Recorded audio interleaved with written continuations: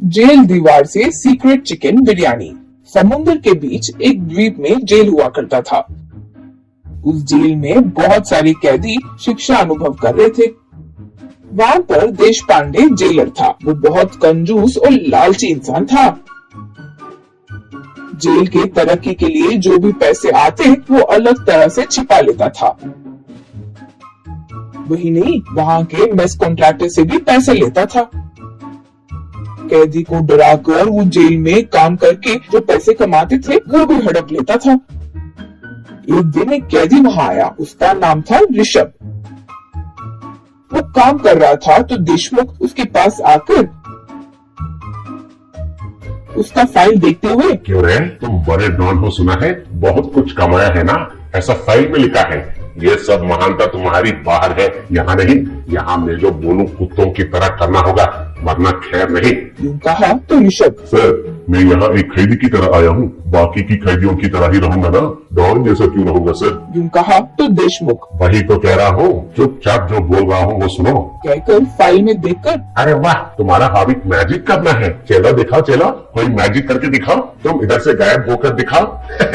देखते हैं मैजिक करता है मैजिक का मीना। कहकर उसका अपमान करके चले गया। तब ऋषभ को बहुत गुस्सा आया। अगले दिन एक बोट पर उसके आदमी दीवार तक आए। दीवार की दूसरी तरफ से ऋषभ ने उन्हें क्या करना है वो कहा। वे तुरंत दीवार पर एक सुरंग जैसा कुछ बनाने लगे। अगले दिन दीवार के पास काम कर रहा ऋषभ एक कैदी से, भाई देखो लंच टाइम हो गया है, चिकन बिरयानी खाओगे?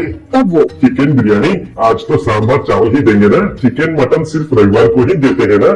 यूं कहा तो ऋषभ, नहीं, हम दोनों के लिए चिकन बिरयानी मंगा रहा हूँ। ओम भीम भीम घुस। यूं कहा तो दीवार से एक हाथ चिकन बिरयानी पकड़कर बाहर निकला। दीवार के दूसरे पार से ऋषभ का आदमी उसे ढकेल रहा था। वो देखकर कैदी दंग रह गया। वो और ऋषभ मिलकर चिकन बिरयानी खाए। वो कैदी बर्दाश्त नहीं कर सका तो ये बात उस जेल में सबसे कह दिया।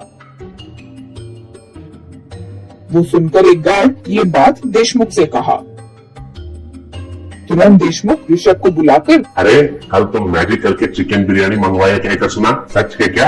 यानी तुम्हें सच में मैजिक आता है? हाँ? यूं कहा तो ऋषभ, नहीं सर, ऐसे ही मजाक किया सर, छोड़ दीजिए। यूं कहा तो, नहीं, ऐसा ही छोड़ने की बात नहीं है, मुझे वो मैजिक देखना ही है। दिखा, फिर से बिरयानी मंगाओ। यूं कहा तब ऋषभ, नहीं सर, उसे ऐसे ही जब चाहो तब नहीं कर सकते हैं, मुझे छोड़ लीजिए। यूं कहा तो जेलर, है क्या पूछ रहा हूँ तो कुछ ज्यादा ही कर रहे हो। खैर अब असली बात बताता हूँ, कल मेरा जन्मदिन है। पूरे स्टाफ को मुझे अपने पैसों से पार्टी देना होगा, वो मुझे नहीं पसंद है, इसलिए हम सबके लिए मटन बिरयानी ला कर दो, वरना मेरे हाथों मारे जाओगे। हाँ? कहकर गन निकालकर मुंह के ऊपर लगाया। ऋषभ, सर नहीं सर नहीं, बस एक बिरयानी तो चलेगा, लेकिन आप सबको मुश्किल है सर। तब देशमुख, नहीं कहा तो मेरा दिमाग गर्म हो जाएगा। कल दोपहर तक हमारे स्टाफ को गर्मा गर्म बिरयानी तैयार होना चाहिए। यूं कहा। अगले दिन कैदी, देशमुख और पूरा स्टाफ दीवार के पास इंतजार कर रहे थे। ऋषभ, ओम भीम क्रीम, हमारे देशमुख जी के जन्मदिन के अवसर पर करीब 50 बिरयानी चाहिए। यूं कहा। दीवार की तरफ से उसके आदमी एक बड़े से बर्तन में बिरयानी पर नींद की दवाई डाल दिए। 2 हाथ वो बड़ा सा बर्तन लेकर दीवार से बाहर निकले। वो देखकर सब दंग रह गए थे। देशमुख और उसका स्टाफ बिरयानी खाकर बेहोश हो गए।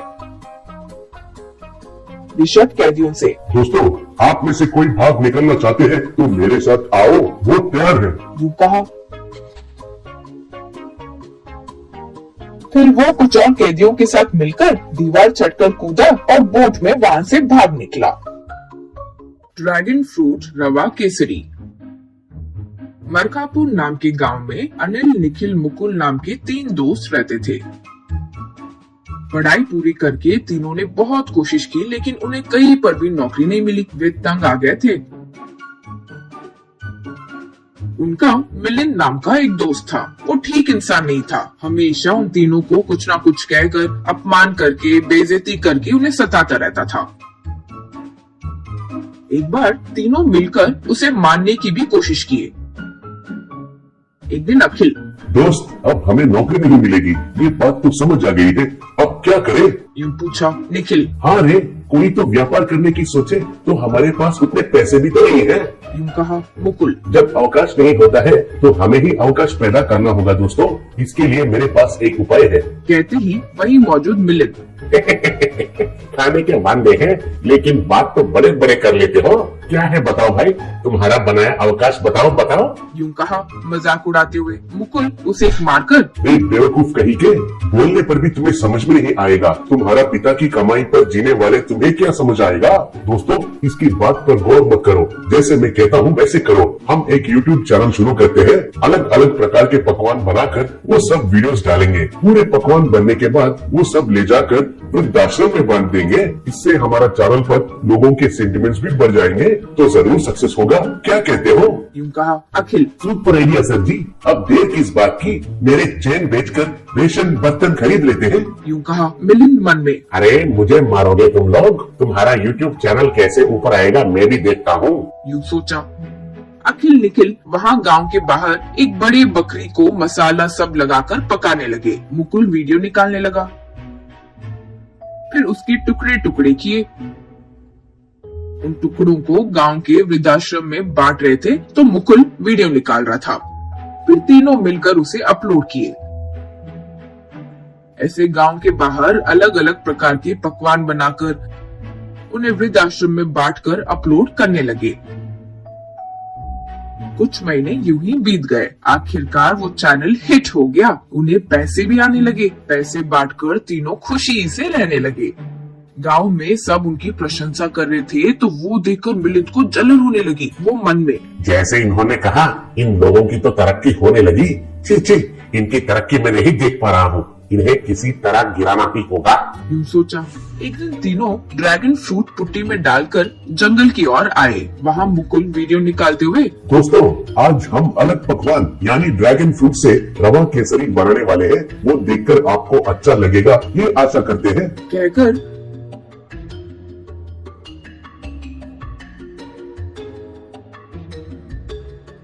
अखिल निखिल मिलकर ड्रैगन फ्रूट से रवा केसरी बनाते हुए मुकुल ने वीडियो निकालने लगा। फिर तीनों जब दूसरा सेल्फी वीडियो ले रहे थे तो चोरी छिपे मिलिंद आकर उस रवा केसरी में कोई दवाई मिला दिया।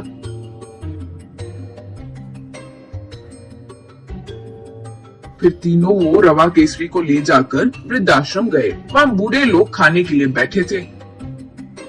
दूर से क्या होने वाला है वो देखने मिलिंद भी वहीं दूर पर खड़ा हुआ था। इतने में दो पुलिस वाले उसके पीछे आकर उसके कंधों पर हाथ रखे। पीछे पलटकर उन्हें देखकर मिलिंद घबरा गया। पुलिस वाले, क्यों भाई, ऐसे दूर खड़े होकर क्या देख रहे हो? इसमें क्या है? तुम पूछोगे तो वो जो बनाया तुम्हें भी तो देंगे। चलो हम खिलाते हैं। यूं कहा मिलिंद। अरे रहने दीजिए सर, रहने दीजिए सर, मुझे नहीं चाहिए। अगर आपको चाहिए तो जाकर खा लो। यूं कह रहा था कि दूसरा पुलिस वाला, अरे आओ भाई आओ, इतना क्यों शर्मा रहे हो? चलो। कहकर उसे खींचकर ले गए। फिर जबरदस्ती उसे वहाँ बिठाकर, अखिल बेटा, बेचारा इसे भी रवा केसरी खाने का मन है कह रहा है, जरा डालिए ना। यूं पुलिस वाले ने कहा। अखिल, वो हमारा दोस्त ही है जी, क्यों है? हमें ही सीधा पूछ सकते हो ना रे, रिकमेंडेशन क्यों चाहिए? अरे इसे थोड़ा रवा केसरी परोसो। यूं कहा।